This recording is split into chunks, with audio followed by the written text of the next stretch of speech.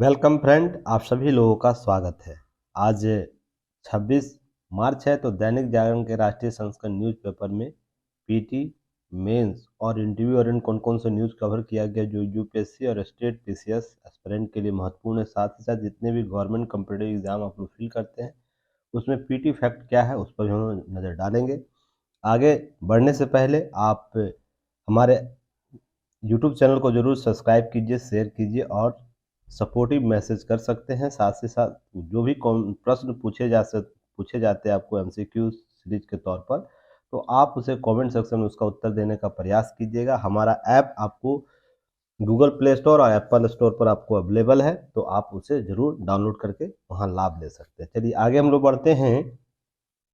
आगे बढ़ते ही देखते हैं सबसे पहले जो घमासान लगी हुई है 3 दिनों से, आप लोग न्यूज़ लगातार सुन रहे होंगे। आपको लगता होगा कि देश में ऐसी स्थिति आ गई है जहां पर लोगों को बोलने के लिए मंच नहीं दिया जा रहा है, या इस प्रकार की घटनाएं आपको नज़र आ रही होंगी। पर हम लोग क्या है, एस्पिरेंट हैं, तो हमें अपनी संवैधानिक मान्यताओं के संदर्भ में या विधिक तौर पर हम किस स्टेटस को प्राप्त करते वही हम लोग को पढ़ना है। उसके संदर्भ में राजनीतिक गलियारों में क्या हो रहा है उससे आपको उन संदर्भित एग्जाम के लिए उपयोगी नहीं होगा जो आप जिसकी तैयारी कर रहे हैं। यह गली चौराहों पर बात करने के लिए उपयुक्त जरूर है, पर आपको क्या जानना है कि आप विधिक तौर पर इसके दायरे क्या है। मैंने लास्ट क्लास जो हुआ था, जहाँ जिस दिन आपको राहुल गांधी जी को उनके लिए अयोग्य करार दिया था, तो उस समय मैंने सभी डायलेमा पर चर्चा किया हूँ। बस 2-3 चीज़ें ध्यान रखिएगा कि कुछ चीज़ें है ना, आपको जो दिखता है वो होता नहीं है ना, दिखता है वो होता नहीं है। तो उसके संदर्भ में चीज़ों को स्पष्ट करना, आपको प्रथम दृष्टया ऐसा लगेगा, आपसे इंटरव्यू में भी इस प्रकार के प्रश्न पूछे जा सकते हैं कि ऐसा क्या कारण है जब इन सब चीज़ों को लेकर इतना विवाद उत्पन्न होता है। तो हमेशा आपको अपने विधिक और संवैधानिक दायरों में ही रहना है। तो यहाँ पर देखिए बात की गई है, सावरकर नहीं हूँ, माफ़ी नहीं मांगूंगा। सावरकर नहीं, गांधी हूँ। तो बात यहाँ है कि गांधी, क्या ये गांधी एक्चुअल गांधी हैं? सबसे पहले तो सवाल आपके मन में यह उठना चाहिए कि क्या यह महात्मा गांधी वाली गांधी की बात कर रहे हैं जो यहाँ पर बात हो रही है कि मैं माफ़ी नहीं मांगूंगा, या गांधी इनके द्वारा टाइटल जो लिया गया है उसके संदर्भ में क्या इतिहास है उसके संदर्भ में बातें बोल रहे हैं। तो अगर मैं बात करूं महात्मा गांधी वाली कॉन्सेप्ट को, कि महात्मा गांधी जी जो थे उनकी गांधी कौन से उपाधियां थी, तो ये हमेशा हमेशा हर चीज़ों को लेकर है ना अपना मध्यम मार्ग लेकर चलते थे, है ना। इनको कभी अगर ऐसा लगता था कि समस्याएं देश हित में नहीं है तो ये माफ़ी भी मांगते थे। अगर ऐसा लगता था कि देश हित में ये बात बोलनी है तो वो है ना ब्रिटिश जो राजतंत्र का प्रमुख होता है राजा, उसके सामने भी जाकर यह बोल सकते हैं, उसके दरबार में बकिंगम पैलेस में जाकर उनके सामने बोल सकते हैं, आपने ही तो हमारे देश के सारे अनाज को खा रहे हैं, तो मैं नंगा कैसे नहीं रहूँगा, एक कपड़े पहन के कैसे नहीं रहूँगा। इस प्रकार के गांधी थे, ठीक ना। अब गांधी उपाधि की हम बात करें, गांधी उपाधि की बात करें, जो इनके इन माननीय जो पूर्व प्रधानमंत्री हैं इंदिरा गांधी, उनके जो हस्बैंड जी थे फिरोज गांधी, उनके संदर्भ में जो गांधीयन उपाधि प्राप्त की गई थी, तो उसके संदर्भ में क्या गांधी जो संदर्भ में उपयोग कर रहा है, तो क्या यह आपको जानना जरूरी नहीं होगा जो गांधी जो जो आपको पूर्व के प्रधानमंत्री का जो परिवार है, जवाहरलाल नेहरू हो, इंदिरा गांधी हो, राजीव गांधी हो, या आपको इसके पूरे कार्यकाल, पूरे घटनाक्रम में जब उनकी कार्यकरण हम देखते हैं, उनके कार्यशैली को, तो उनमें कहीं कहीं देखने को मिलता होगा कि क्या उन्होंने कभी ऐसी माफ़ी मांगी जब देश ऐसी विपत्तियों में आया है। तो देखिए यहाँ से आपको ये चीज़ समझने को आएगा, जब चीन विवाद हुआ था तो नेहरू जी थे, उन्होंने कभी भी संसद से माफ़ी नहीं मांगी थी। जब आपातकाल हुआ तो इंदिरा गांधी जी के द्वारा भी कभी माफ़ी नहीं मांगी थी। और राफेल मुद्दे पर, सॉरी राफेल नहीं, ये आपको बफोर्स घोटाले में जब घटना हुआ था, बफोर्स घोटाले में जब आपको राजीव गांधी कालक्रम में हुआ था, उस समय भी उन्होंने संसद से माफ़ी नहीं मांगी थी। तो इनका ऐतिहासिक पक्ष ये भी एक है, तो क्या उस ऐतिहासिक पक्ष के संदर्भ में इंगित कर रहे थे, ये आपको समझने वाला। जब भी आपसे अगर इस प्रकार से कोई प्रश्न पूछा जाएगा तो इनके गांधी उपाधि के संदर्भ में चीज़ों को समझने और समझाने की जरूरत पड़ेगी। आप ये बिल्कुल मत समझिएगा ये गांधी जी हैं। गांधी जो उपाधि है वो महात्मा गांधी जी का जो उपाधि है उनके वंशज है, ठीक ना। उनके उपाधियों का प्रयोग किया गया है बाय मिस्टेक फिरोज गांधी के द्वारा, जो बोलने और बोलचाल की भाषाओं में गांधी जी से गांधी हो गया, उनका उपाधि कुछ और ही था। तो ध्यान रखिएगा, उनके ऐतिहासिक कालक्रम भी आपको याद होने चाहिए। साथ ही एक चीज और यहाँ पे याद रखिएगा, अब दोहराव है दो तीन चीजों का। अब मैं आपको एक लेटर आज सेंड करूंगा, जाके देखिएगा ग्रुप में, कि जिस सावरकर की बात ये कर रहे हैं, जो पूर्व प्रधानमंत्री हमारी थी इंदिरा गांधी, उनके द्वारा लेटर लिखा गया, उनको बोला गया है इंडिया सन, सावरकर को इंडिया सन ऑफ इंडिया इनको बोला गया, सन ऑफ इंडिया बोला गया है सावरकर को यह बोला गया है। तो ध्यान रखिएगा, उस लेटर का मैं रेफरेंस आपको दूंगा, उससे पढ़िएगा देखिएगा। तो यहाँ पर विरोधाभास नजर आता है। क्या विरोधाभास नजर आता है कि एक जो आपकी दादी श्री हैं, जो हमारे पूर्व प्रधानमंत्री भी रह चुके हैं, उनके द्वारा वीर सावरकर जी को सन ऑफ इंडिया बोला जा रहा है। तो फिर आप कौन है? आप या तो फिर आपकी जो आपकी दादी श्री या पूर्व प्रधानमंत्री इंदिरा गांधी है वो गलत है, या तो आप गलत है ना, दो ही हो सकता है ना। तो जब वो ऑफिशियली ये मान चुके हैं by letter, secretary of home ministry का या लेटर वो भी होगा, उसमें साइन होगा, सेक्रेटरी लोकसभा का सेक्रेटरी का साइन है, प्रधानमंत्री का साइन है, तो समझ के देखिएगा, तो वो लेटर गलत तो नहीं हो सकता है ना। पर यहाँ आपको समझने की जरूरत है। तो ये चीजें आपको समझाने, ये राजनीतिक गलियारों में ये सब चीज चलेंगे, पर हमारा दायरा क्या, हम किस आधारों पे इन सब चीजों को लेकर बात कर सकते हैं, उसे समझने की जरूरत है। मैं साक्ष्य आपको भेज दूंगा, आप देखिएगा, समझिएगा, ठीक है। चलिए आगे मैं बात करता हूं। अब यहाँ पर आगे बात की जाएगी, राफेल के मामले में भी सुप्रीम कोर्ट में माफी मांग चुके हैं। तो अगर आज नहीं माफी मांग रहे तो क्या आपका ऐतिहासिक पक्ष पीछे है कि आपने कभी माफी नहीं मांगी हो किसी मुद्दे पर, अगर आपसे गलती हो गई है? देखिए, मानवीय स्वभाव है गलती होना किसी, और हेट स्पीच मैंने आप लोगों को पहले भी पढ़ाया है। हेट स्पीच के मामले में लोक सांसद, जो लोक प्रतिनिधि होते हैं, उनको उतनी छूट देनी चाहिए जिसके आधार पर, है ना, वो जनता के मुद्दा को रखे। पर इसका वर्तमान संदर्भ में हम बात करें, वर्तमान संदर्भ में 2014 के बाद तो स्थितियां विपरीत है। इस स्वतंत्रता को उन्होंने अपने स्वाभाविक प्रतिनिधित्व का मामला समझ लिया कि हम इसकी सीमा लांघते रहेंगे। तो इसको जब लांघिएगा हेट स्पीच के मामले में, या एक हेट स्पीच का ही मामला है, तो आप इसको अगर लांघते हैं तो आपके पास क्या क्या विकल्प बच जाते हैं। विकल्प जो बताया था लास्ट सेशन में, वही विकल्प आपके पास बच जाता है। तो ऐसा नहीं कि पहले आपने कभी माफी मांगा ही नहीं है सुप्रीम कोर्ट से, आपके पास सेशन कोर्ट अभी दिया है, उसके बाद जाइए आप हाई कोर्ट जा सकते हैं, सुप्रीम कोर्ट जा सकते हैं, पर आपने वो विकल्प नहीं चुना, क्योंकि आपको पता है हेट स्पीच के मामले में क्या, मेरे पास सजा का प्रावधान होगा। अगर अभी मुझे 30 दिन का छूट मिला हुआ है, फिर भी अगर मैं नहीं करूंगा तो क्या होगा कि मामला और बद से बदतर होगा। और जो राजनीतिक लाभ लेना चाहती है, आपको ये चीज समझिएगा, बयानबाजियां जो आई वहां से कुछ आप निकाल सकते हैं इन सब चीजों को लेकर। राहुल गांधी नाखून काटकर बलिदानी बनाना चाहते हैं। राहुल, कांग्रेस पार्टी सूरत की अदालत में फैसले पर स्थानादेश होता है कोर्ट का, वो प्राप्त कर सकती है, लेकिन जानबूझ के ऐसा नहीं किया क्योंकि इस मुद्दे को कर्नाटक चुनाव में भुनाया जा सके। तो ऐसे क्या कारण है कि आपको जब 30 दिन का छूट दिया गया तो आप क्या नहीं किए, आप आगे की अगली जो अर्जी है वो नहीं लगाते हैं। तो इसका मतलब आपके भी दाल में कुछ काली दाल है, या दाल में कुछ काला है, ऐसे भी समझा जा सकता है ना। तो इन सब संदर्भों को ध्यान में रखते हुए आप अपने संवैधानिक बातों को रखिएगा, अपने विधिक बातों को रखिएगा, दायरा आप अपना तय कर लीजिएगा। इस टॉपिक पर दायरा क्या है आपका? एक दायरा है गांधी का कॉन्सेप्ट, एक दायरा है आपको इंदिरा गांधी का विचारधारा सावरकर को लेकर, एक विचारधारा है आपको हेट स्पीच का, तीसरा दायरा आपको, चौथा दायरा आपको मिल जाएगा क्या, कि इससे पहले क्या राहुल गांधी ने माफी मांगी है, तो जरूर माफी मांगी है, राफेल के मुद्दे पर माफी मांगी है। फिर उसके बाद चुनावी जो परपंच है वो आपको दायरा, इन दायरों में आपका आंसर होना चाहिए। और एक उसमें भी आपको क्या होना चाहिए, उसमें भी आपको मध्यम मार्गी विचारधारा होनी चाहिए एक एस्पिरेंट के तौर पर, यूपीएससी एस्पिरेंट और आपको स्टेट पीसीएस एस्पिरेंट के तौर पर। तो ध्यान रखिएगा, भावनाओं में मत बहिएगा। इस प्रकार के टॉपिक कभी भी आ जाए भावनाओं में नहीं बहना, नहीं तो आपको भावनाओं से बाहर कर देगा यूपीएससी और स्टेट पीसीएस, कि आप कभी नहीं बन पाइएगा। फिर चलिए नेक्स्ट टॉपिक देखिए, दलाई लामा ने मंगोलाई बालक को तीसरा धर्म गुरु नामित कर चीन को दिया कड़ा संदेश।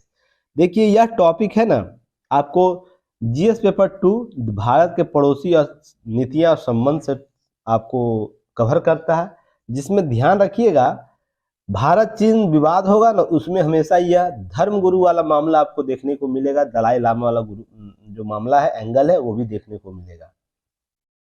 तो इससे रिलेटेड मैंने न्यूज आपको 22 अगस्त 2022 को कवर कर चुका हूं। तो आप जाके क्या करिएगा, जो पेड ग्रुप है, जो दैनिक जागरण का पेड ग्रुप खरीद चुके युक्ति है इस पर, तो आप उसका पीडीएफ एक बार जाकर देख लीजिएगा। और पीडीएफ आप लोगों को कैसा दिया गया है, दिया जाता है, आप लोग देखे भी होंगे, तो एक बार विजिट करके देखिएगा। और जो नहीं है तो क्या कीजिएगा, प्ले लिस्ट में जाइएगा, 22 अगस्त के न्यूज को एक बार कवर कर लीजिएगा, सारी चीजें क्लियर हो जाएंगी। क्यों मैं बोल रहा हूं कि यह एंगल आपके लिए इंपॉर्टेंट हो जाता है। तो ध्यान रखिएगा, यहाँ पर पहले हम इस न्यूज को देख लेते हैं, उसके बाद इसके की नोट्स को देखेंगे। तो तिब्बती धर्मगुरु दलाई लामा ने चीन को कड़ा संदेश दिया, अमेरिका में पैदा हुए मंगोलियाई, ध्यान रखिएगा, बालक को तिब्बत बौद्ध धर्म में तीसरे सबसे बड़े धर्म गुरु के रूप में नामित किया। और मैकलोनगंज में स्थित बुद्ध मंदिर में यह अपने 8 वर्षीय बालक 10वें खलखा जेसटन धम्बा रिपु पोंछे, नाम भी ऐसा है कि आपको जीभ और मुंह सब टेढ़ा हो जाएगा। तो ध्यान रखिएगा, इनका नाम थोड़ा याद रख लीजिएगा, रिम्पो पोंछे याद रखिएगा, को है ना बौद्ध मठ अर्थात नियुक्त किया है। तो इसे ध्यान में रखते हुए आपको ध्यान रखना है कि 1991 में सोवियत रूस से यूनियन से विघटन के बाद मंगोलिया में आई धार्मिक स्वतंत्रता के बाद मंगोलियाई मठों ने अपने मठोधीशों के लिए और लामाओं के लिए धर्मशाला में दलाई लामा के 9वें खलखा जस्टन धाम्बा रिपोछोई को के संबंध में जानकारी लेने के लिए भेजा था, और जहां पर इसे आपको दिया गया। आपको ध्यान रखिएगा, ये न्यूज में आपको इतने डीपली नहीं जाना, बस ध्यान रखना कौन किसको बनाया। अब की नोट्स में आपको क्या याद रखना है कि भारत और चीन के बीच करीब 1400 किलोमीटर की सीमा लगती है ना, तो उसके बीच विवाद के कई कारक है, जिसमें हम लोग अक्साई डोलाम सभी चीजों को देखते हैं, अरुणाचल प्रदेश से लेकर विवाद है। पर एक एंगल याद रखिएगा, दलाई लामा और तिब्बत को लेकर भी है। तो इसमें ड्रैगन देश इस बात से चिढ़ रखता है कि भारत में है ना, जो भारत तिब्बती धर्म गुरु है दलाई लामा को शरण दिए हुए, और ये दलाई लामा अलग तिब्बत की मांग करते हैं, और चीन क्या बोलता है, तिब्बत हमारा अभिन्न अंग है। तो ध्यान रखिएगा, इस एंगल से चीजों को याद रखना है। नोट याद रखिएगा यहाँ पर, तेंजिंग ग्यात्सो, जिन्हें 14वें दलाई लामा के नाम से जाना जाता है। ये दलाई लामा एक पद है, ध्यान रखिए, किसी व्यक्ति विशेष का नाम नहीं है। नाम क्या है, तेंजिन ग्यात्सो, ध्यान रखिएगा। पर पद यह दलाई लामा का पद होता है, जैसे हमारे यहाँ मठाधीशों का पद होता है। इस्लाम में आपको आपको वहां भी पद सृजित किया जाता है, उसी तरह ध्यान रखिएगा यहाँ भी पद है। तो ध्यान रखिएगा, तिब्बती आध्यात्मिक गुरु जो है दलाई लामा द्वारा लिखित, जो हाल ही में देखिएगा एक लिटिल बुक ऑफ एंजॉयमेंट नामक नई पुस्तक लिखी, जिसमें भारतीय मानवीय खुशियों को बढ़ावा देने के लिए आपको उद्धरण किया। उसके पुस्तक रेणुका सिंह द्वारा संपादित किया, पेंगुइन द लिटिल बुक के द्वारा ये सब चीजें बताई गई है। ध्यान रखिएगा, हाल ही में इनके द्वारा चीजों को स्पष्ट किया गया, ये कब आए हैं, किस तरीके से आए हैं, बाकी चीजों को ध्यान रखिएगा, यहाँ 22 अगस्त के न्यूज में जाके देख लीजिएगा। बाकी मैंने यहाँ कवर कर दिया, कोशिश किया जो अपडेट है वो भी मैं कवर कर दिया हूँ, बाकी आपको 22 अगस्त के न्यूज में जाके देख सकते हैं। चलिए नेक्स्ट हम बात करेंगे, मुक्केबाजी में नीतू और स्वीटी बनी विश्व विजेता, गौरव का क्षण है हमारे लिए। और भारत की मुक्केबाजी जो स्वीटी बुरा है, उनके द्वारा प्रथम महिला विश्व मुक्केबाजी चैंपियनशिप का फाइनल में चीन के वांग लीला को 4-3 से हरा। तो थोड़ा सा इनका नाम याद रखिएगा पीटी फैट के तौर पर। ये स्टेट पीसीएस वाले एग्जाम में आपको वनडे एग्जाम में पूछा जाता है। और राष्ट्रमंडल पूर्व राष्ट्रमंडल खेलों स्वर्ण विजेता नीतू घनघस, याद रखिएगा, घनघस मंगोलिया में लुत्साई खान अश्वसेन के द्वारा एक तरफा मुकाबले 5-0 से हराकर आपका पहला स्वर्ण पदक जीता है। तो यह ध्यान रखिए, दोनों बेटियों का नाम याद रखिएगा, चैंपियनशिप का नाम याद रखिएगा, यहाँ से पीटी फैक्ट पूछा जा सकता है। अब नक्सलियों के गढ़ में पहुंचे अमित शाह, गरीबों से ग्रामीणों से मिले और चीजों को स्पष्ट किया कि अब हम क्या स्टैंड लिए हुए। तो ध्यान रखिएगा, नक्सलियों से संबंधित मैंने न्यूज आपको 23 अगस्त 2022 के न्यूज एनालिसिस में कवर कर चुका। आप प्लेलिस्ट में जा सकते हैं, या तो पेड ग्रुप है तो पीडीएफ भी आप प्राप्त करके उसे देख सकते हैं। ठीक है, तो चलिए, आपको लिंक है ना डिस्क्रिप्शन बॉक्स में दिया रहता है, तो आप उसका लाभ ले सकते हैं और हमसे जुड़ सकते हैं। चलिए, नक्सलियों के गढ़ में अमित शाह कैसे गए हैं, क्या है, तो इसे समझ में ध्यान में रखना है क्या है, किस संदर्भ में न्यूज पूछा जा रहा है। तो न्यूज पहले देख लीजिएगा। सुकमा जिला है छत्तीसगढ़ का, नक्सलियों के कथित लिबरेटेड जोन याद रखिएगा भीतर स्थित पोटकपल्ली गांव में पहुंचकर गृह मंत्री जो अमित शाह ने साफ कर दिया कि 5 दशक से आंतरिक सुरक्षा के लिए नासुर बनी इस समस्या के दिन अब गिनती भर बचे हुए। अगर मान लीजिए आप किसी के कोर जोन में पहुंच जाइएगा ना, तो बहुत से आपको दूरगामी इसके परिणाम देखने को मिलते हैं। अर्थात यह क्षेत्र जिस डिस्प्यूट के लिए जाना जाता है वो कहीं ना कहीं कमजोर है, तो ही आप उसके कोर क्षेत्र में अंदर गए हुए। तो देश का वित्त आपको गृह मंत्री अगर गया हुआ है उस पार्ट में, तो आप याद समझ लीजिए कि मामला अब हमारा है ना हाथ में आ चुका है। तो ध्यान रखिएगा, इस संदर्भ में चीजों को इसी तरह से देखना है। अब अमित शाह पहले ही घोषित कर चुके हैं क्या, 2024 तक देश में नक्सल समस्या से मुक्त करना।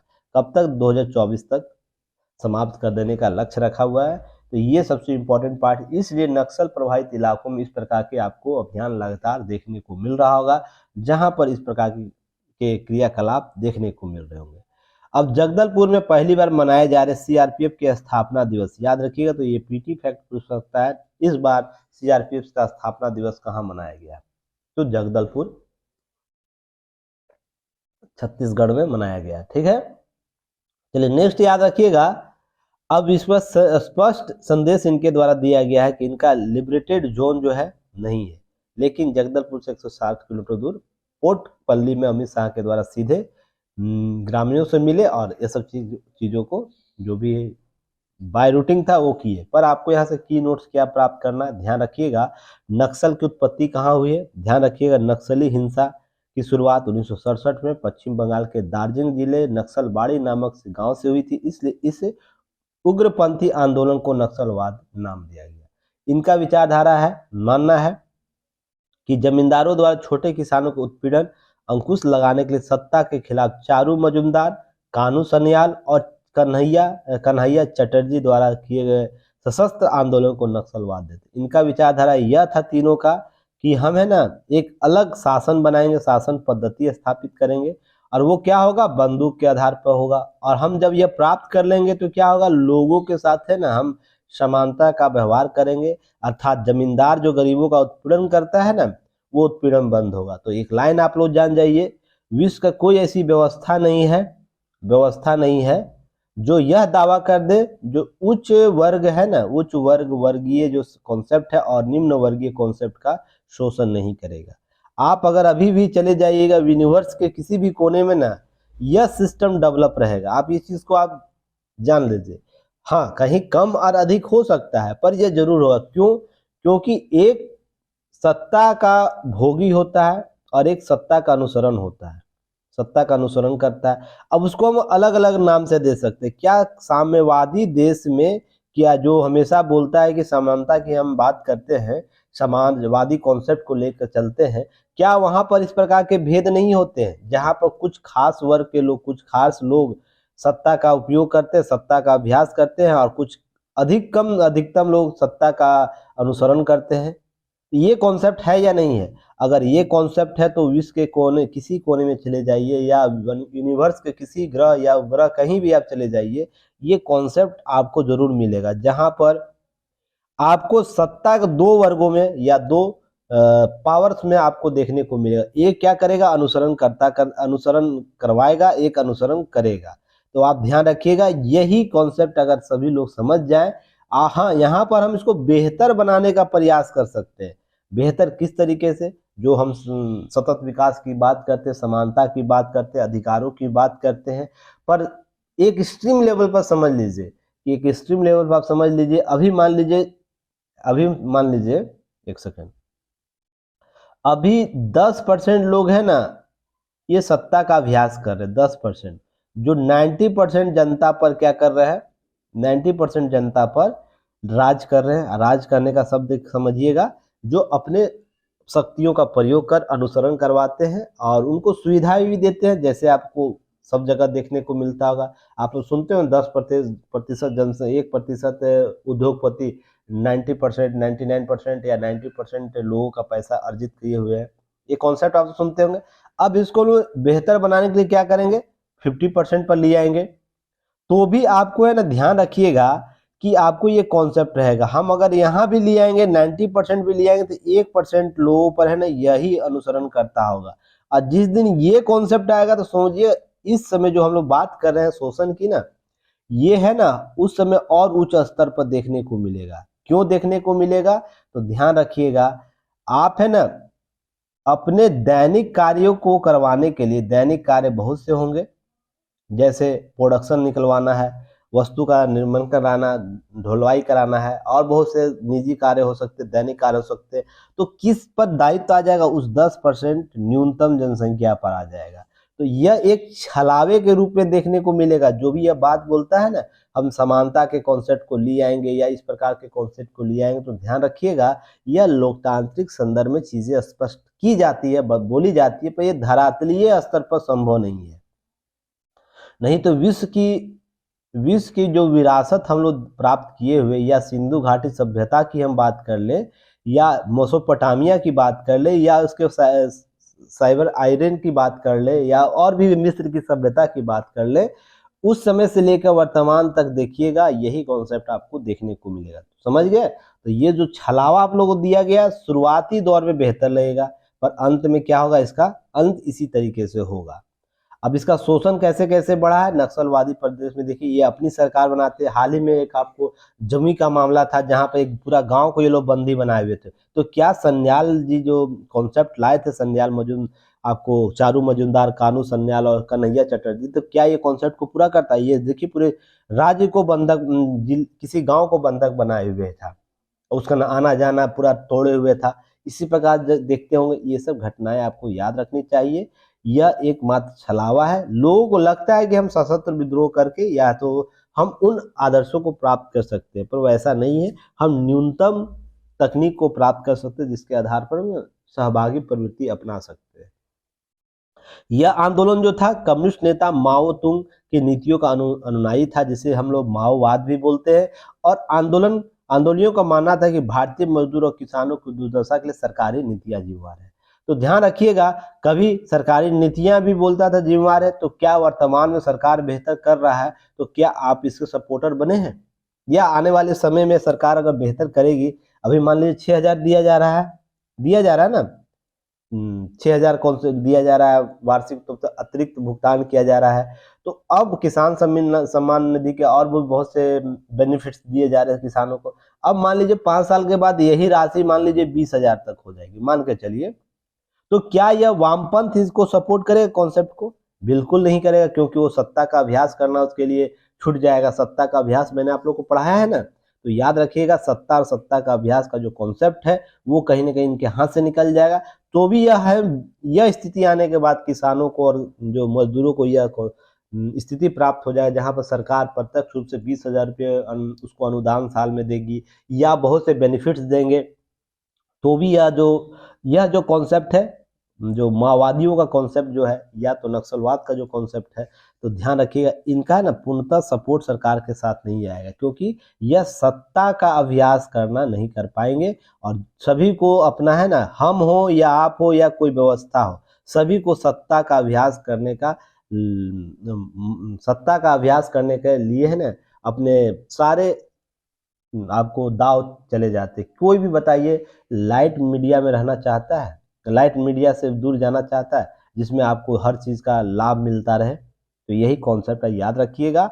अब आंकड़े क्या कहते हैं? ये आंकड़े यह कहते हैं कि 8 राज्यों में 60 जिलों में यह समस्या बनी हुई है। उड़ीसा में 5, झारखंड में 14, बिहार में 5, आंध्र प्रदेश में 10, मध्य प्रदेश में 8, महाराष्ट्र में 2 और बंगाल में 8 जिले शामिल है।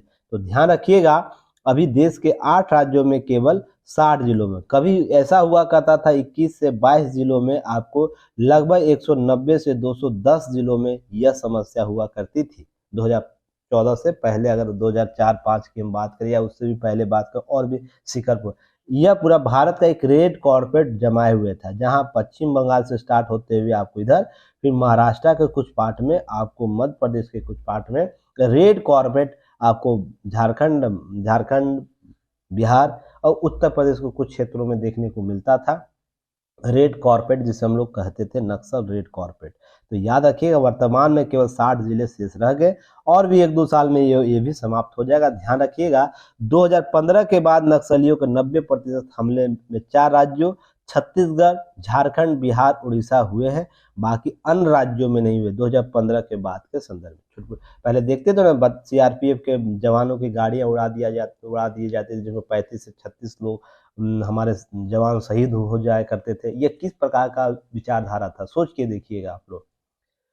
अब माओवादियों थिंक टैंक के प्रथम पंक्ति के नेता या तो मारे जा चुके या विचारधारा को छोड़ चुके। सबसे पहले आपको ये याद रखना चाहिए, जितने भी थिंक टैंकर उसके थे, है ना, तो जब आग जलता है ना, आग, और आग जलने के बाद जो राख होता है, राख जो होता है उससे जो धुआं निकलता है ना, वर्तमान में वही उग्रवाद और माओवाद का कॉन्सेप्ट बचा हुआ है। उसके धुएं अब शेष रह गए हैं, आग पूरी तरह जल चुका है, खाक हो चुका है, अब उसका धुआं थोड़ा थोड़ा निकल रहा है, उसको भी जल्द से जल्द समाप्त कर दिया जाएगा। अब याद रखिएगा नक्सलवाद की उत्पत्ति का कारण मुख्यतः क्या था कि केंद्र और राज्य के सरकारें जो माओवादी हिंसा के मुख्यतः कानून व्यवस्था की समस्या मानती रही है। हालांकि इसके मूल में गंभीर सामाजिक आर्थिक कारण भी थे, जो मैंने आप लोग को बताया। अब याद रखिएगा नक्सलियों का कहना है कि वे इन उग्रवादियों, इन आदिवासियों और गरीबों के लिए लड़ रही है, जिनकी सरकार दशकों से अनदेखी करे। माना जा सकता है कि सरकार अनदेखी की जाती रही थी, तो बिल्कुल इसका मतलब नहीं है कि आप बंदूक उठा लीजिए। आप राजनीतिक करण इसका करते, राजनीतिक तौर पर मुद्दे उठाते, राजनीतिक तौर पर अपना प्रतिनिधित्व प्राप्त करते और आप देते उनको, पर ऐसा बिल्कुल नहीं हुआ। एक सरकार सत्ता का अभ्यास प्राप्त, आप देखे हुए गैंग ऑफ वासेपुरा, देखें गैंग ऑफ वासेपुरा, या तो कल आपको ये मूवी वेब सीरीज देखे हैं कालीन भाई, कालीन कालीन भाई का जो सीरीज वेब सीरीज है पंकज त्रिपाठी जी का, तो वहां पर ये कॉन्सेप्ट आपको बेहतर तरीके से समझ में, सत्ता का अभ्यास करना चाहता है, खुद उसका पिता जो है, पिता का पुत्र है, वो सत्ता का अभ्यास करना चाहता है। जो कालीन भैया जो आपको लोगों को शक्ति प्रदान कर रहे हैं, अपने गुरुओं को, वो भी सत्ता का अभ्यास प्राप्त करना चाहता है।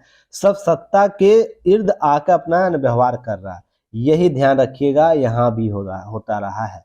यह जो सामाजिक आर्थिक मूल्य में जो बात है ना, हम राजनीतिक तौर पर भी प्राप्त कर सकते हैं। बहुत सी पार्टियां इस तरह करते हैं। अब मान लीजिए करप्शन को लेकर, भ्रष्टाचार को लेकर आम आदमी पार्टी का गठन किया गया। आम आदमी पार्टी क्या राजनीतिक तौर पर है, राजनीतिक तौर पर ना चीजों को प्राप्त करना चाह रही है, या उस शुरुआती दौर में प्राप्त करने का प्रयास की थी? क्या ये इसने बंदूक उठा लिया, देश के सभी लोगों ने बंदूक उठा लिया कि भ्रष्टाचारी हो गए हैं और सामाजिक आर्थिक तौर पर ये हमारा शोषण कर रहे हैं? एक ग्रुप था जो शोषण करते थे हर तौर तरीके पर आर्थिक शोषण, तो क्या हमने बंदूक उठा लिया? नहीं, बिल्कुल नहीं। तो हमने राजनीतिक मार्ग चुना। तो राजनीतिक मार्ग चुना तो देखिए आम आदमी पार्टी कैसे चीजों को डिलीवर कर रही है। हालांकि उसमें भी कुछ कुछ चीजें डिमेरिट्स के पार्ट है, पर अधिकतर तो वो चीजें कर रही है, डिलीवर कर रही है ना। तो ऐसे ही हमें अपने मार्गों को चुनना चाहिए। हिंसा हमेशा अलग हिंसा का जन्म देती है, जहां पर जो सर्वशक्तिशाली होगा वही जीतेगा। तो ध्यान रखिएगा, राज स्टेट से बड़ा सर्वशक्तिशाली कॉन्सेप्ट वर्ल्ड में कोई नहीं है। राज सबसे पावरफुल स्टेट कॉन्सेप्ट होता है, जिसके प्रतिनिधि जनता के प्रतिनिधि स्टेट्स को है ना रिलीज करते हैं। स्टेट कहने का मतलब अनुच्छेद भारतीय संदर्भ में 12 और 36 को समझिएगा, और विश्व में स्टेट आप समझने का मतलब देश को समझिएगा, ठीक है ना। बाकी संस्थाएं उसके इर्द गिर्द कार्य करती है, जरूर वही सत्ता का उपयोग करती है, पर स्टेट से बड़ा कॉन्सेप्ट कोई नहीं है, इसे ध्यान रखिएगा। अब नक्सल प्रभावित जिले के लिए आपको एक्टिवेटेड डिस्ट्रिक्ट, ध्यान रखिएगा, एक विशेष रणनीति बनाई गई है। इसके तहत नक्सल प्रभावित एफेक्टेड जो डिस्ट्रिक्ट है की संख्या लगभग इसके 5वें भाग को कम करने का निर्णय लिया गया है। इसके लिए कुछ चीजें चलाई गई, इसको आप लोग को याद रखना, जैसे विशेष सहायता आपको विशेष केंद्रीय सहायता चलाया गया, स्पेशल सेंट्रल असिस्टेंट SCA याद रखिएगा, सार्वजनिक संरचना और सेवाओं के बीच मौजूद खाई को समाप्त करने के लिए चलाया गया। उसके बाद सड़क संपर्क परियोजना चलाया गया, रोड कनेक्टिविटी प्रोजेक्ट चलाया गया, जिसके तहत प्रभावित क्षेत्रों में 5412 किलोमीटर की सड़कें निर्माण कर लिए गए। और भी लक्ष्य रखा गया, ध्यान रखिएगा, कौशल विकास परियोजना चलाया गया, एक स्किल डेवलपमेंट प्रोजेक्ट चलाया गया है। तो 2018-19 तक लगभग 43 ITI और 68 कौशल विकास केंद्रों का निर्माण इन नक्सल प्रभावित क्षेत्रों में किया जा चुका है, ध्यान रखिएगा। उसके बाद शिक्षा संबंधी पहल चलाया गया, तो ध्यान रखिएगा, एजुकेशन इनोवेटिव चलाया गया, जिसमें आपको शिक्षा पहल, जिसमें नई केंद्रीय विद्यालय KVS चलाया गया, शुरू किया गया, जवाहरलाल नवोदय विद्यालय खोला गया, एकलव्य स्कूल खोला गया, कस्तूरबा गांधी भी खोला गया, बहुत जगह स्कूल। तो ये ध्यान रखिएगा, शिक्षा संबंधी पहल भी किया गया। वित्तीय समावेशन, फाइनेंशियल इंक्लूजन किया गया, जिसमें आपको जितने भी नक्सल प्रभावित क्षेत्र थे, आपको उन सभी नागरिक 5 किलोमीटर के भीतर बैंकिंग सुविधा की उपलब्ध कराई गई। क्या आप सोचिएगा, ये सब चीजें, क्या नक्सल के जो विचारधारा के लोग थे, जो समानता प्राप्त कराना चाहते थे अपने गरीब किसानों को, दबित किसानों को, शोषित किसानों को या मजदूरों को, तो क्या उन्होंने अपने इन क्षेत्रों में जो विकास के पैमाने एक व्यक्ति विकास कर सकता और अपने लिए रोजगार या अन्य साधन को डेवलप कर सकता, तो क्या इसने नक्सल प्रभावित लोग, जो नक्सल विचारधारा के लोग थे, क्या अपने नक्सल प्रभावित क्षेत्रों में ये सब कॉन्सेप्ट दे पाए थे? कोई सहायता दे पाए थे? स्पेशल असेसमेंट दे पाए थे? सड़क सुविधा दे पाए थे? स्किल उनको दिया गया था? एजुकेशन दिया गया था? या इस प्रकार के एजुकेशन के लिए कुछ ऐसा कॉन्सेप्ट डेवलप किया गया था? तो बिल्कुल नहीं किया गया था। तो कैसे वो देते, सोच के देखिए। इसलिए मोह भंग भी लोगों का हो रहा है। जब ये परियोजनाएं दी जा रही है उन क्षेत्रों में, तो लोगों का मोह भंग हो रहा है, हम लोगों को बरगलित किया गया है और हमें प्रभावित करके हमें अन्य कार्यों में लगाया गया। एक समान विचारधारा के तौर पर इसे ध्यान रखिएगा। उसके बाद नोट याद रखिए, जितने भी नक्सल प्रभावित जिले हैं, उपलब्ध कराई गई वित्तीय सहायता को आर्थिक विशेषीकृत बनाने के साथ साथ सामाजिक अंकेक्षण, सोशल ऑडिट किया गया, अर्थात उन्हीं लोगों से ना ऑडिट भी करवाया जा रहा है जिन लोगों के लिए यह योजनाएं दी गई है। अब नक्सल प्रभावित क्षेत्र मान लीजिए यह है, यहाँ पे इतना में कोई योजना आता है तो यहाँ पर जितने निवासी हैं उन्हीं से इनका ऑडिट करवाया जा रहा है। तो ये लोग स्वयं को क्या कर रहे हैं, जो सत्ता का है ना, सत्ता का उपयोग कर रहे हैं, अर्थात उनको लगता है, जो भी लोग ऑडिट करते हैं उनको लगता है कि मैं एक पावरफुल पद पर हूं। तो सोच के देखिएगा, इनको विचारधारा, समान विचारधारा में ऐसे लाने का प्रयास किया गया है। उसके बाद याद रखिएगा, नक्सल से निपटने के लिए आपको पहल किया गया है। देखिए कौन सा पहल, SA समाधान परियोजना। ध्यान रखिएगा, आपसे पूछा जा सकता है समाधान परियोजना क्या है, राजनाथ सिंह के द्वारा शुरू किया गया था। ध्यान रखिएगा, उस समय कुछ चीजों को ध्यान रखा, या तो नक्सल प्रभावित से जब भी प्रश्न पूछा जाएगा तो समाधान कॉन्सेप्ट को जरूर बताना, और ऊपर जो सहायता के संदर्भ में मैंने बात किया है ना, जो अभी जस्ट, उसे भी आप लोग जरूर चर्चा में कीजिएगा, तो समस्याएं आपका सॉल्व हो जाएगा। अब देखिएगा यहाँ पर, यह अंग्रेजी के कुछ प्रथम अक्षरों को एक साथ एर्गोनोमिक जोड़कर बनाया गया, जिसमें S फॉर स्मार्ट लीडरशिप, कुशल नेतृत्व दिया जाएगा। नेक्स्ट है A फॉर एग्रेसिव स्ट्रेटजी, आक्रामक नीति अपनाई जाएगी नक्सलियों के विरुद्ध। साथ ही साथ M से मोटिवेशनल एंड ट्रेनिंग दिया जाएगा, प्रोत्साहन और प्रशिक्षण दिया जाएगा लोगों को, जो नक्सल प्रभावित क्षेत्र है उनको। A से एक्शनेबल इंटेलिजेंसी, कारगर खुफिया तंत्र विकसित किया जाएगा। डैशबोर्ड बेस्ड की परफॉर्मेंस इंडिकेशन एंड की रिजल्ट एरियाज, कार्य योजना के मानक आपको तय किए जाएंगे। उसके बाद नेक्स्ट है H फॉर हैरासिंग टेक्नोलॉजी, कारगर प्रौद्योगिकी उपलब्ध कराई जाएगी उन क्षेत्रों में। A for action plan for each thrust, अर्थात प्रत्येक रणनीतिक के लिए कार्य योजना आपको डेवलप किया जाएगा। N for no access and financial, याद रखिएगा, नक्सलियों के लिए वित्त पोषण की जो खेप है उसे विफल करने की रणनीति बनाई जाएगी, जो किसी भी संस्था के लिए पनपने के लिए सबसे इम्पोर्टेंट होता है। तो ध्यान रखिएगा, यह बहुत जरूरी है, यह एक्शन लिया जा रहा है। नेक्स्ट याद रखिएगा, इन सब चीज हो जाने के बाद भी जब तक हम जन सहभागिता प्राप्त नहीं करते हैं तब तक है ना, हमें क्या नहीं प्राप्त होगा, जन सहभागिता लोगों का, तब तक हमने इस रणनीतिक जीत जिसे नहीं प्राप्त कर सकते। तो ध्यान रखिए सरकार आने वाले समय में इस प्रकार के स्टेप डेवलप करेंगे जिसके आधार पर है ना चीज़ें लोग है ना हमारे समान राजनीतिक सहभागी बनकर उभरेंगे। तो ये सब कॉन्सेप्ट है, आपको ध्यान में रखना चाहिए। नक्सल प्रभावित क्षेत्रों से कभी प्रश्न आएगा तो आप इन सब चीज़ों को कवर कीजिएगा। चलिए नेक्स्ट हम लोग बात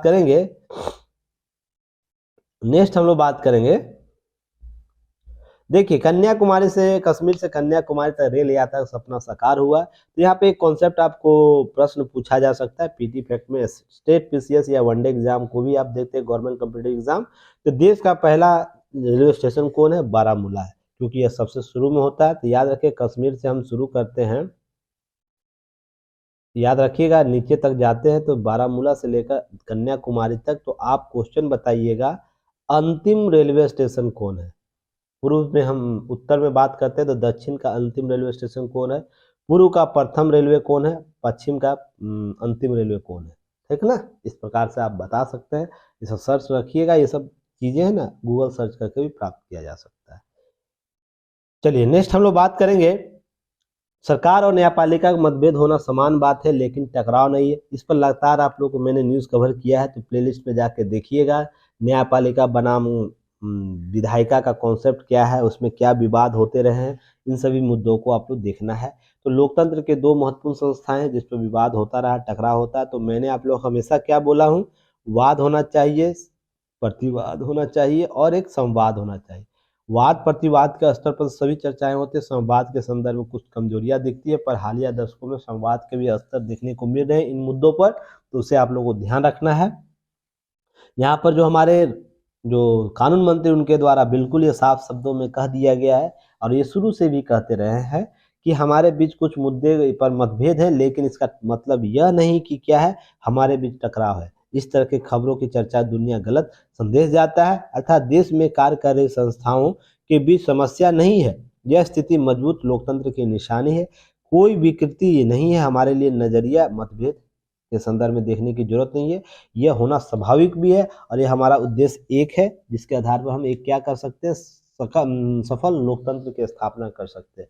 और मैं भी इसी पक्ष को शुरू से आप लोगों को बोलता हूँ कि वाद और प्रतिवाद होना बहुत जरूरी है, तभी तो हम संवाद के स्तर पर आएंगे, और संवाद के स्तर पर जब आएंगे तो एक बेहतर प्रशासन को हम लोग जन्म देते हैं, क्योंकि इससे नेगेटिव तथ्य अधिक उभर कर आते हैं। नेगेटिव तथ्यों पर जब हम काम करना शुरू कर दें तो एक बेहतर लोकतंत्र को जन्म दे सकते हैं, और भी सजग और कुशल प्रशासन का को हम अस्थायी रूप से सामने ला सकते हैं। ये सब याद रखना है इस कॉन्सेप्ट से। चलिए अब हम आप पहले का न्यूज़ देख लीजिएगा, आप लोगों को टुडेज लिस्ट में जो होगा मैं वहाँ पर लिंक शेयर कर दूंगा। अब देखिएगा पूर्वोत्तर में अस्फा जो कानून है दायरा कम करने का निर्णय लिया गया है।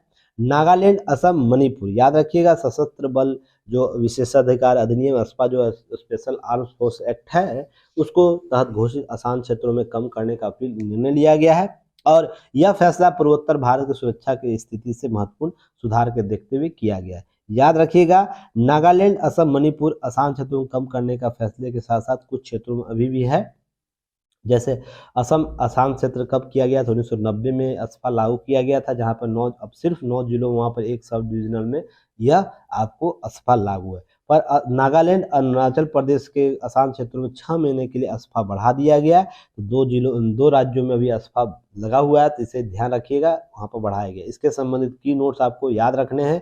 केंद्र द्वारा जो केंद्र सरकार ने देश के पूर्वोत्तर राज्य क्षेत्रों के लिए सशस्त्र अधिनियम आर्म्स फोर्स के तहत कम करने की घोषणा हाल के दिनों में इससे पहले भी लिया है और वर्तमान में लिया है। जहां पर अस्पा प्रभावित राज्यों में देखिए असम, नागालैंड, अरुणाचल प्रदेश, मणिपुर था, जहां पर वर्तमान में आज क्या हुआ, चीजें घटनाएं आपको देखने को मिल रहा, कहाँ कहाँ कम करने की बात की गई है और कहाँ लागू है। तो अभी हाल के दिनों में अरुणाचल प्रदेश, याद रखिएगा इन सभी संघर्ष जो प्रभावित क्षेत्रों में है, तो इसके लिए ध्यान रखिएगा इसका उद्देश्य क्या था। 1958 में अस्पा अधिनियम अधिनियमित किया गया था, क्योंकि उस समय इस प्रकार के क्षेत्रों में हमेशा विवाद होते थे, हिंसक कार्रवाई होती थी, तो सशस्त्र बलों को विशेष अधिकार दिए गए थे। पर इसका कुछ संदर्भों में विवाद भी देखने को मिलता है।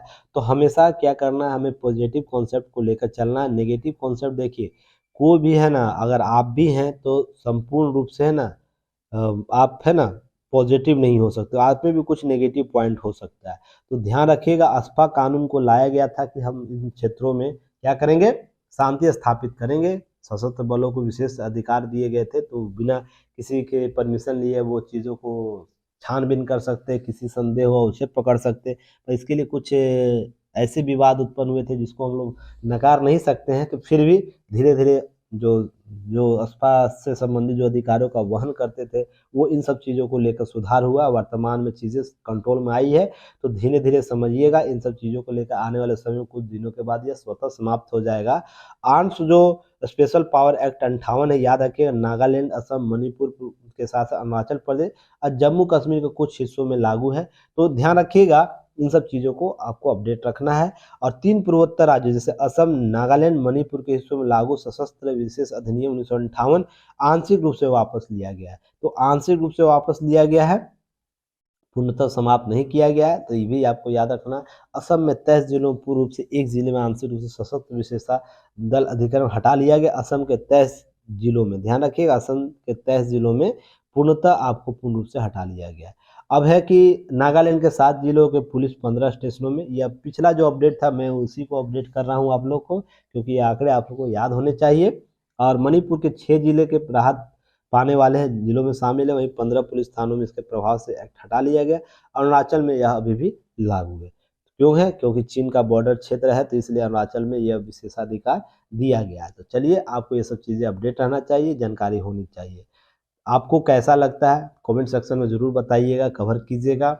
और देखिए, यह न्यूज़ आपको केस स्टडी यूपीएससी की जीएस पेपर 4 के लिए उपयुक्त होगा, जहां पर बताया गया है कि बेटा चलाएगा वंश और बुढ़ापे का सहारा बनेगा, ऐसे सोच को बढ़ावा न दे। हाल ही में क्या हुआ कि तमिलनाडु हाई कोर्ट ने एक जजमेंट पास किया था, जहां पर क्या हुआ था कि 4 बहन एक बेटा था, यानी एक भाई था, एक किसी दंपति का था, 4 पुत्री एक पुत्र। तो किसी कारणवश एक पुत्र को किसी ने क्या किया, अपहरण करता है और उसकी हत्या कर देता है। तो हाई कोर्ट में पिटिशनर दायर किया जाता है कि इस संदर्भ में वंश को बढ़ाने का जो कॉन्सेप्ट है हमारे भारतीय संस्कृति में या भारतीय समाज में, जो है, एक सेकंड हम भारतीय समाज ही कह दे डायरेक्ट, जहाँ पर वंश बढ़ाने की जो दायित्व है वो पुरुषों पर दिया गया है, अर्थात पुरुष वंशीय जो पुरुषवादी सोच है उसके आधार पर।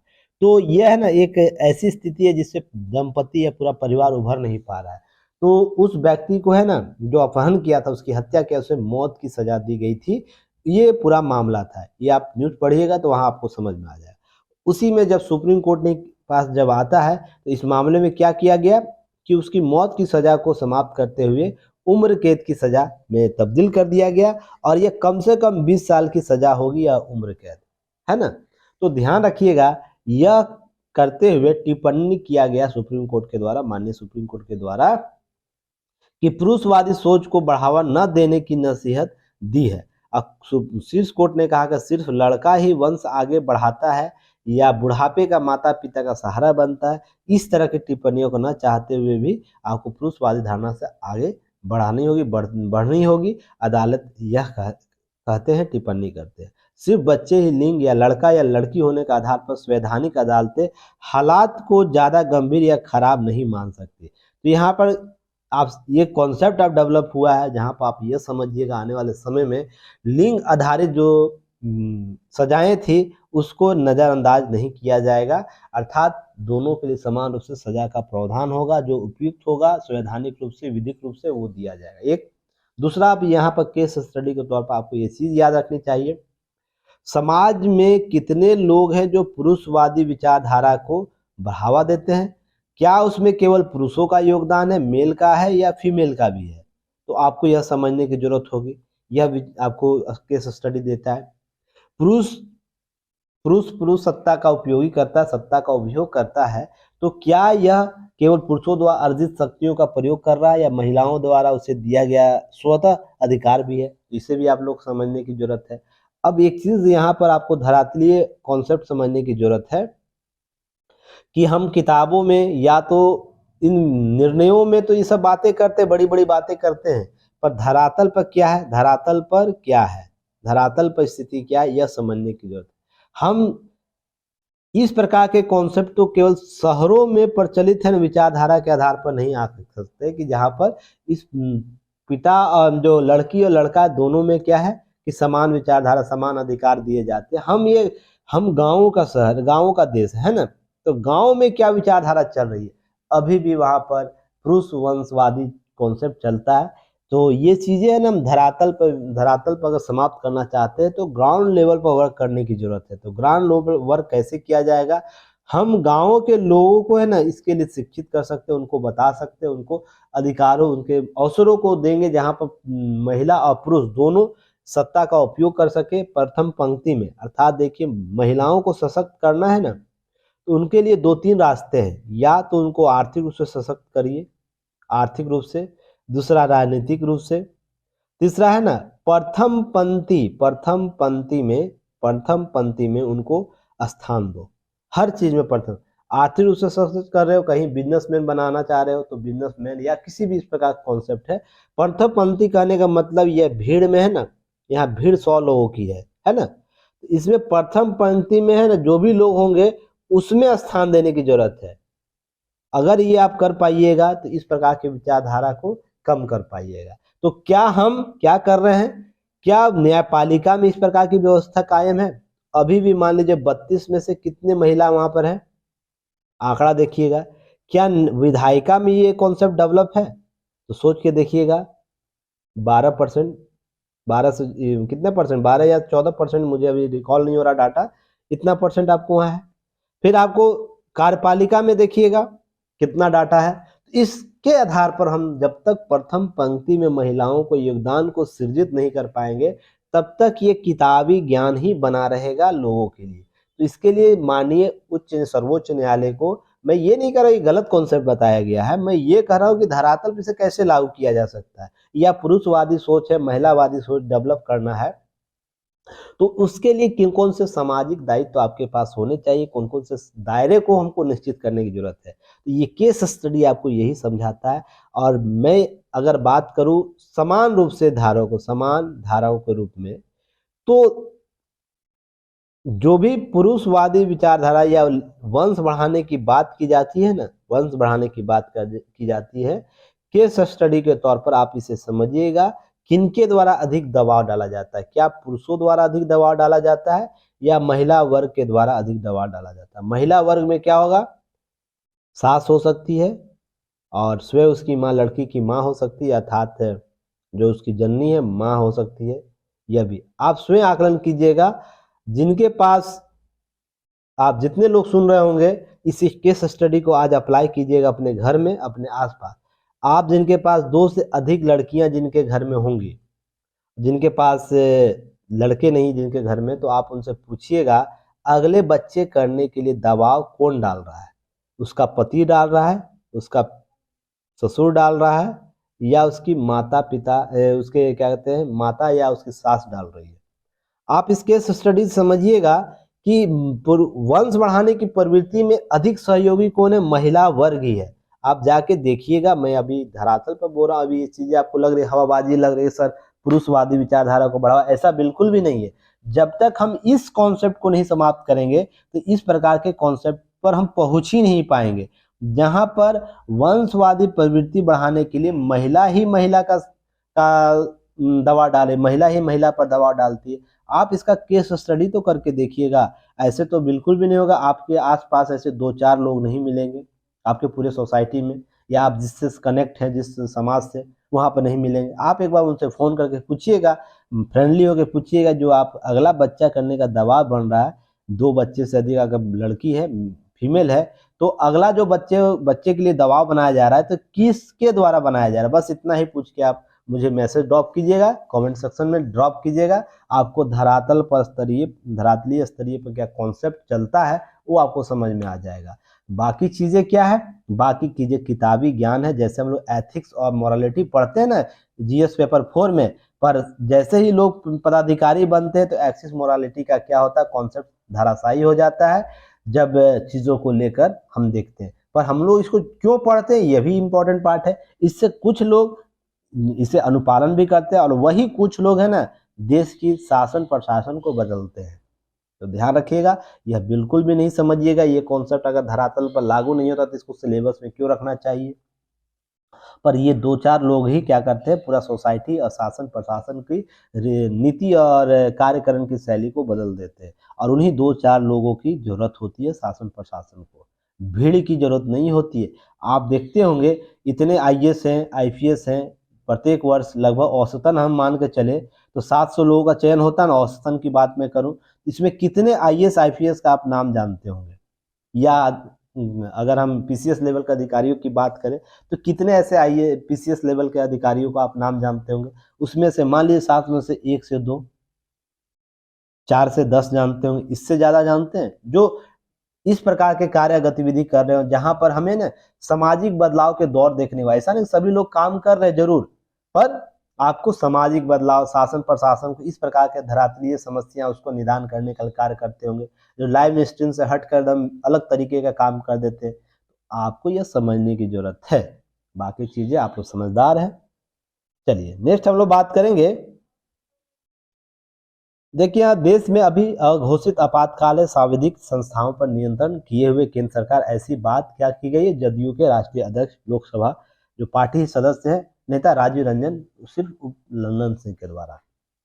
तो यहाँ पर ध्यान रखिएगा, अघोषित आपातकाल किस संदर्भ को कहा जाता है?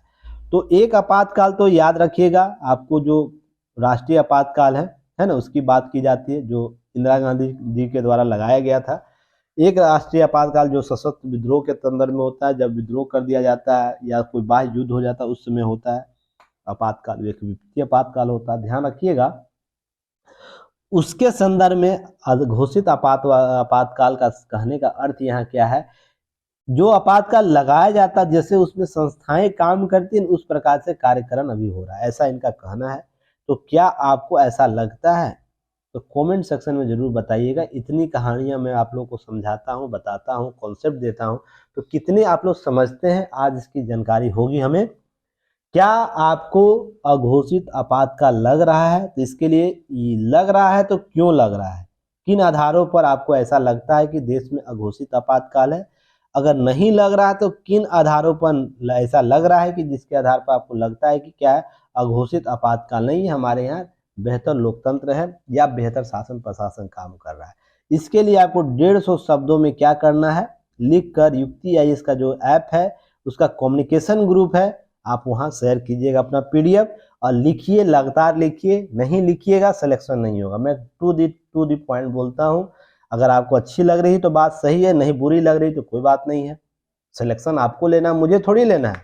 मुझे तो व्यूअर मिल ही रहा है, मुझे तो पैसे मिल ही रहे हैं, मैं साफ शब्दों में बोलूँ, मुझे तो और लोगों से सोर्सेज इन सोर्सेज मिल ही रहा है। पर आपके लिए मैं ये बोल रहा हूँ, जब तक नहीं लिखिएगा, लगातार नहीं लिखिएगा, अपने हाथ में निशानियां नहीं बनाइएगा, तब तक सिलेक्शन नहीं होगा। सोच के देखिएगा, मैं कुछ वीडियो आप लोगों को शेयर करता हूं, उसका असर कितने लोगों पर होता है, सोच के देखिएगा। मैं हमेशा बोलता हूं कि बोलने से कोई आईएएस बनता ना, तो गली में हर जन्मा बच्चा आईएएस होता, आईपीएस होता, ठीक ना? कड़ी शब्द लगेगा आपको, अगर बोल देने से, लक्ष्य बना लेने से अगर केवल आईएएस होता, आईएएस आईपीएस, तो हर गली का बच्चा जो जन्म लेता है ना, वो आज आपको आईएएस आईपीएस नजर आता है, या कोई भी अधिकारी नजर आता है। आईएएस आईपीएस केवल वही बनेगा जो खुद को रगड़ेगा, खुद को है ना इस स्थिति में पहुंचाएगा जिसके बाद ना यूपीएससी हो या स्टेट पीसीएस बोर्ड हो, उसके पास वो विकल्प ही नहीं छोड़ेगा, तुम मुझे क्यों नहीं चयन करोगे। अगर ऐसा आप रगड़ के जाते अपने आप को, खुद को, तो देखिएगा आपका सिलेक्शन जरूर होगा। मेरी में भी कुछ कमियां, मैं हमेशा बोलता हूँ, मेरे में कुछ कमियां थी जिसके कारण मेरा सिलेक्शन नहीं हुआ है। तो रीज़न इसके पीछे जब मैं आपको बता रहा हूँ समझिएगा। अगर मैं इंटरव्यू दिया हूँ, वहाँ तक पहुँच रहा हूँ, तो ध्यान रखिएगा, आपको भी वही फॉर्मेट अपनाना पड़ेगा। और ऐसे ही नहीं आता है, उसके लिए ना आपको इन सब चीज़ों को ध्यान में रखना होगा। आपको मोटिवेशन है ना प्राप्त स्वयं से करना होगा। आपको सिलेक्शन क्यों चाहिए, यूपीएससी में सिलेक्शन क्यों चाहिए, पीसीएस में सिलेक्शन क्यों चाहिए। अब उसके बाद दूसरा विकल्प कोई नहीं मोटिवेट कर सकता। किसी का वीडियो सुन लीजिए, मेरी बातें सुनिए। मैं इतनी तो बोलता हूँ आप लोगों को, लिखिए। कितने बच्चे लिखते हैं? 1 से 2 बच्चे लिखते हैं, तो मान के चलिए उन्हीं 1-2 बच्चों का सिलेक्शन होगा, अगर वो सही तरीके से करेंगे तो। बाकी लोग तो कहानियां बाद में बोले मेरा सिलेक्शन नहीं हुआ है, बाकी कहानी आप लोग सब जानते हैं। चलिए नेक्स्ट बात करते हैं। और इतना टू वे कम्युनिकेशन आप लोगों के साथ बनाया हुआ हूँ मैं। कोई भी ऑनलाइन प्लेटफॉर्म आपके साथ टू वे कम्युनिकेशन नहीं बनाता। ऐप पर आपको क्या दिया हुआ है, छूट दी हुई है कि आप वहाँ मैसेज कीजिए ऐप पर। वहाँ पर मैसेज करके आप मैसेज ड्रॉप कर सकते हैं, पीडीएफ सेंड कर सकते हैं। पर फिर भी आप लोगों को क्या है कि एक होता है ना, चर्बी चढ़ा हुआ शरीर पर, जब तक गलेगा नहीं, उसको धूप में नहीं रखें तब तक गलेगा नहीं चर्बी। जब तक फिट आउट आप लोगों को नहीं कराऊंगा, जब तक एक्सरसाइज नहीं, वो चर्बी नहीं गलेगी। सेम इस लैंग्वेज में सुनिएगा। यह भाषा आपको लग सकता है गलत है, पर यही आप लोग इस लायक बने हुए हैं कि आप लोग को बार बार बोला जाता है लिखिए, यूज कीजिए। आपको चैनल ग्रुप बनाया हुआ है, वहां मैसेज कर सकते हैं। कल ही मैसेज मैंने सेंड किया है, तो कितने लोग ग्रुप में ज्वाइन हुए हैं जहां पर लिखने की प्रवृत्ति बात की गई है कि वहाँ आपको स्पेशल वहाँ लिखने के लिए दिया जाएगा। तो इस कान से सुनते हैं, उस कान से निकाल देते हैं और बोलते हैं कि मुझे यूपीएससी क्लियर करना है, पीसीएस क्लियर करना है। कोई कोई बोलता है स्टूडेंट कि 1 साल का पीडीएफ सर न्यूज रिवाइज करा दीजिए। सोच के देखिएगा, आपको पीडीएफ अवेलेबल कराया गया है, आपको न्यूज अवेलेबल, कि आपने की नोट्स नहीं बनाया है स्वयं का? अगर ये नहीं करते तो बैसाखी पर क्यों जिंदा है? केवल एक ही शब्दों में सोचिएगा, समझिएगा, बैसाखी पर आपको जिंदा नहीं रहना है। बैसाखी पर जिंदा रहिएगा, कभी आपका सिलेक्शन नहीं होगा। अगर मान लीजिए विजडम एजुकेशन, युक्ति एजुकेशन या कोई भी प्लेटफॉर्म जिससे आप जुड़े हुए हैं, जहाँ पर न्यूज एनालिसिस या करंट अफेयर्स पढ़ाते हैं, अगर उसको किसी वजह से वो चैनल बंद हो जाता है या वो नहीं कराते किसी वजह से, तो क्या आप में क्षमता डेवलप नहीं है कि आप न्यूज को बेहतर तरीके से देख के समझ के अपना की नोट्स बना सके? क्यों नहीं है? सोच के देखिए, क्यों नहीं है? तो क्या इस पोटेंशियल आपके पास नहीं, तो क्या आपका कभी सिलेक्शन हो पाएगा? हाँ, ये जरूर माना जा सकता है कि कुछ ऐसे कॉन्सेप्ट है जो आपको नहीं समझ पाते होंगे।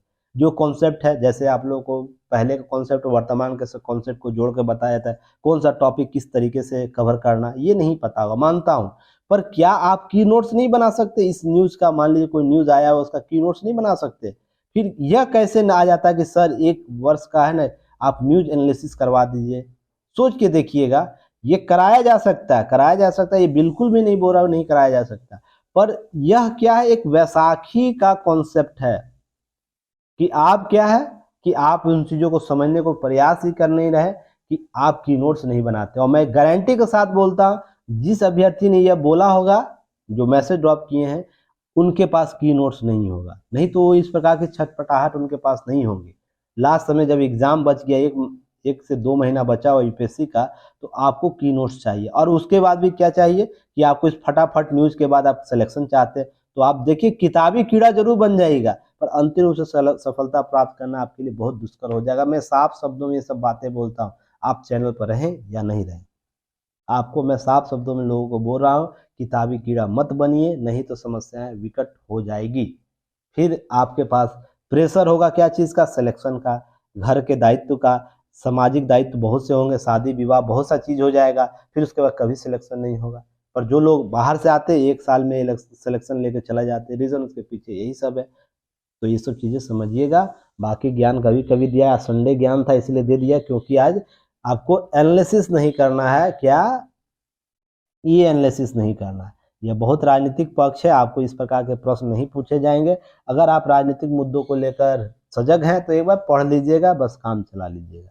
इस पर आज आराम से आप लोग एंजॉय कीजिए। बस एक डाटा ये यूज कीजिएगा, भारत में आयकर जो टैक्स है, संग्रह कितना बढ़ा है 15 से लेकर वर्तमान तक दिया हुआ 22 तक।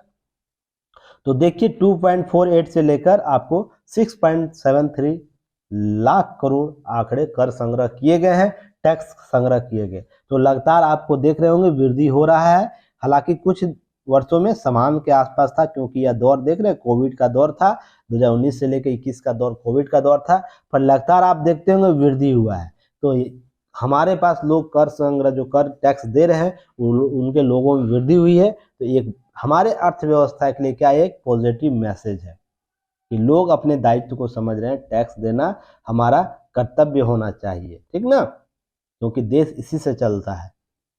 फिर ये भी न्यूज़ है, राजनीतिक कोलाहल में गुम हुई विमर्श, जो अनेक संस्कृति मंत्रालय जो शुरू किया गया था, जो सांस्कृतिक विरासत को बचाने के लिए गोद लेने का कॉन्सेप्ट जो लिया गया था, निजी क्षेत्रों को देने की बात की गई थी, वो राजनीतिक कोलाहल में कहीं गुम हो गई है। देखिए यह जरूर है कि आपको ये टॉपिक आपको पीटी लेवल पर काम देगा, मेंस लेवल पर चीज़ें काम देगी, पर वर्तमान संदर्भ में ये कॉन्सेप्ट आपसे नहीं पूछा जाना चाहिए, मुझे जहाँ तक लगता है। इस पर न्यूज एनालिसिस उतना इंपॉर्टेंट नहीं रह जाता। एक बार बस क्या करना, आप लोग इसको एक बार स्टडी कर लीजिएगा, एक बार बस रीड आउट कर लीजिएगा, ठीक है ना।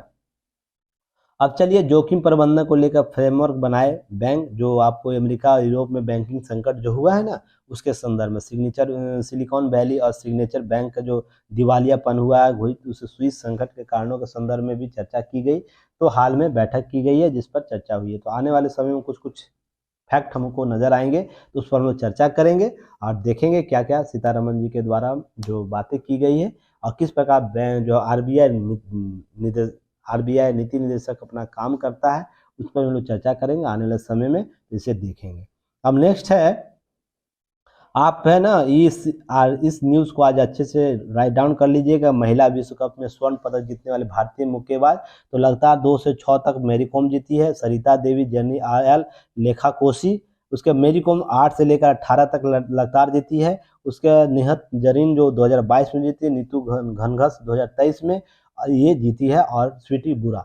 याद रखिएगा, इसको थोड़ा सा आप लोग को क्या करना है, राइट डाउन कर लेना है विश्व चैंपियनशिप में, तो आपको ये डाटा काम देगा पीटी फैक्ट के तौर पर। और भी चीज़ें कुछ नहीं है, बाकी चीज़ें कहानियां समाप्त जो भी है। और हाँ, एक न्यूज़ और है आप लोग के लिए, आज है ना 4 से लेकर 5 के बीच एक गूगल मीट है, तो सभी लोग आ सकते हैं गूगल मीट पर। आज डिस्कस किया जाएगा क्या कि भावी रणनीति आप लोग कैसे कैसे आपको तैयारी करनी चाहिए। यूपीएससी नज़दीक है एग्जाम, उसके लिए जिनका एग्जाम है तो उनको कैसे कैसे किन किन चीज़ों पर पढ़नी चाहिए, फोकस करनी चाहिए, सभी पर चर्चा की जाएगी। तो लिंक आप लोग को शेयर कर दिया जाएगा। तब तक के लिए हम लोग वेट करते हैं, आप लोग तब तक तैयारी कीजिए, पढ़िए लिखिए। धन्यवाद, जय हिंद।